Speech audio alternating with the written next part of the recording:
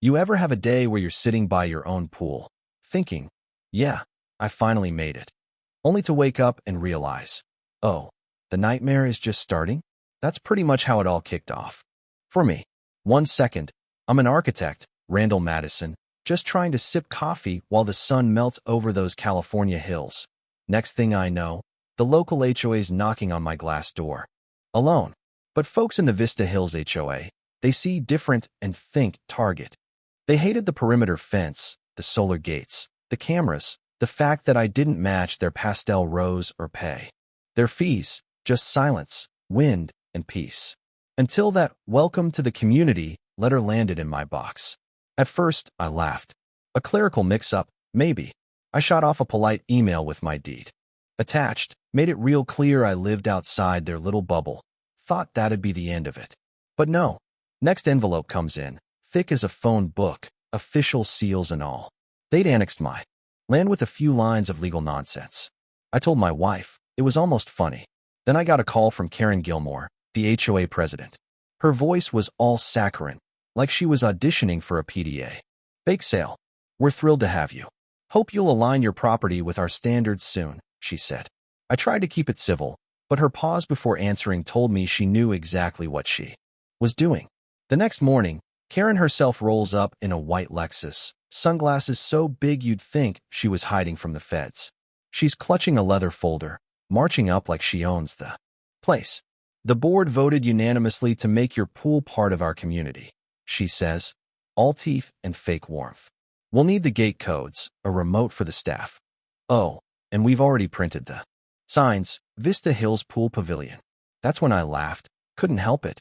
Lady, I built that pool with my bare hands. Nobody's getting in. Her smile went cold. Mr. Madison, the bylaws are very specific. She started spitting legalese, implied servitude, recreational infrastructure.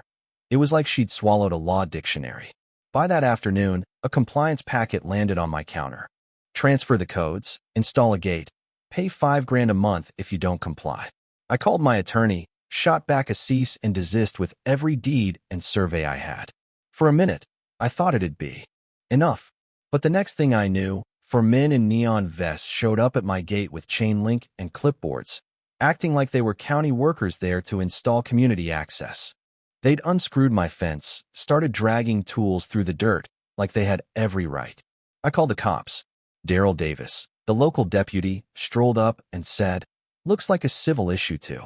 Me, sir. Maybe let the courts figure it out. My blood pressure hit the roof. I beefed up the cameras, double-checked every map at the county office, and that's when I spotted it. The zoning database had been edited, showing my parcel as part of the HOA. Flagged confidential. Some internal user. I took screenshots, handed it all to my lawyer, Lana Trigger. Lana was a shark in pearls. The kind who could make a developer cry with a single phone call. She flipped through the documents and said, "They're trying to build presumptive community access, a legal fiction. They want your pool on paper first, then in practice." So I called in my old geodetic engineer, Bachman. He found the smoking gun, a forged community integration addendum filed at the county, with my signature clumsily scanned at the bottom. Fake notary seal and all. Lana filed an emergency affidavit to halt the HOA's moves. But right as we tightened the net, a neighbor I barely knew, Ted, showed up at my driveway, handed me a glossy HOA brochure, and there it was, my house, my pool, my deck, front and center. Infinity pool with scenic views, available to all Vista Hills residents 2024. They were already selling what they didn't own.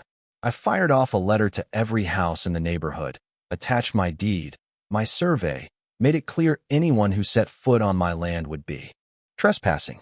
The backlash was swift. Karen doubled down, sent a mass email full of community realignment nonsense, ending with, "Please embrace the ambiguity." That night, I caught one of their inspectors casing my fence with a flashlight. I texted Lana, started prepping my own counterstrike. Then, just as I thought the worst was over, Cliff, the ex-contractor neighbor, warned me. "Big party at your place this weekend. Karen's handing out passes." I grabbed 2 friends, both ex-military logistics guys, and we rigged up hidden cameras, a backup drone, solar everything. Sure enough, Saturday afternoon, they broke in, Kids, coolers, SUVs, towels everywhere. Karen strutting around, collecting cash for admission. It was a full-on HOA pool party at my expense. I called the sheriff twice. First deputy shrugged it off as civil. Second time, I got a little more action, but not enough. Meanwhile, my drone caught Karen pocketing cash and guests trashing my yard. Sunday night, the place looked like a war zone.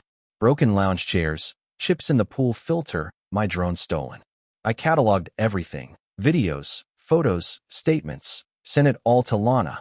We filed suit Monday morning. Criminal trespass, property damage, theft, forgery. You name it, we charged it. Damages? Over $2 million. News vans camped out front by lunchtime. My security footage went viral, and people started taking sides. The sheriff's department finally opened a criminal investigation, but Karen fired back with a laughable cease and desist from some cut-rate law firm, claimed I was defaming the HOA, demanded $75,000 for emotional distress. Lana nearly spilled her wine laughing. The court granted us a restraining order. Any HOA member caught on my property would be arrested. Karen responded with a press conference, accusing me on live TV of being a squatter and waving doctored maps. By Friday, the real fireworks started. The sheriff raided the HOA office. Their treasurer, who'd also notarized the fake docs, was arrested on the spot. Suddenly, the HOA board started falling apart. Whistleblowers emerged. One neighbor called. Karen's shredding documents behind the office dumpster. We filmed it. Evidence destruction, felony obstruction. The DA's office swooped in. Karen's bank accounts frozen. Her home searched overnight. And just when I thought I'd seen it all, Karen herself showed up in her black SUV, parked in my driveway like she was at her own funeral. She begged me to drop the case, to let her resign quietly. I told her, straight-faced, "You broke in, you stole, you lied. Now you pay." Her last threat fizzled in the air. In court, Lana laid out everything. 92 pages, drone footage, fake forms. Cash exchanging hands. The judge didn't blink. By the time Karen's own treasurer turned state's witness, it was over. Charges: fraud, conspiracy, trespass, forgery, obstruction. Karen left in handcuffs, reporters swarming the steps. The HOA dissolved. The board resigned. The community was left to pick up the pieces. We won the suit, settlement enough to build a new concrete wall. 12 feet high, iron letters across the gate. Private pool. Access denied permanently. Inside, I set up a screen looping Karen's infamous meltdown, subtitle. Welcome to the pool that cost the HOA their existence. People came just to see it. Some laughed, some fumed. Me? I just kept the cameras rolling, the wall clean, the gate locked. Because if there's one thing I learned, it's that you can't stop the next Karen by playing nice or looking the other way. You have to build a monument so nobody forgets how far these folks will go if you let them. But hey, maybe I'm wrong. Maybe you'd have handled it differently. So tell me, when the system comes for your backyard, where do you draw the line? Drop your thoughts below. Let's see where you stand on justice, community, and fighting back when the world won't leave you alone.